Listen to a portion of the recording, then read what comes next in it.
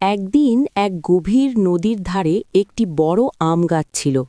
সেই গাছে থাকত একটি চতুর বানর।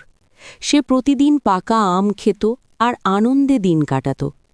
নদীতে থাকত একটি কুমির।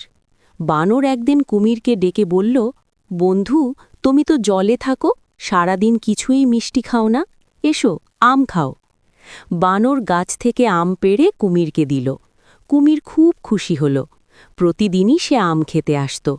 এভাবে দুজনের মধ্যে বন্ধুত্ব হয়ে গেল। কিন্তু কুমিরের স্ত্রী একদিন আম খেয়ে বলল, এই আম এত মিষ্টি, যে বানর এটা খায় তার হৃদয় কত মিষ্টি হবে, তুমি বানরকে এনে দাও। কুমির প্রথমে রাজি হল না, কিন্তু পরে স্ত্রীর কথায় পড়ে বানরকে ধোঁকা দেওয়ার পরিকল্পনা করল। একদিন কুমির বানরকে বলল, বন্ধু, আমার বাড়িতে এসো, আমার স্ত্রী তোমার সঙ্গে দেখা করতে চায়। বানর কুমিরের পিঠে চেপে নদী পার হতে লাগল।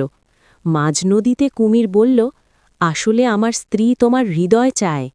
বানর ভয় পেলেও বুদ্ধি করে বলল, আরে, আমি তো হৃদয়ে গাছে রেখে এসেছি, আগে ফিরে চলো, নিয়ে আসি।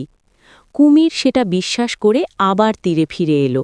বানর দ্রুত গাছে উঠে পড়ল আর বলল, বোকা কুমির, কেউ কি হৃদয়ে গাছে রেখে আসে? কুমির খুব লজ্জা পেল আর বুঝল লোভের ফল ভালো হয় না।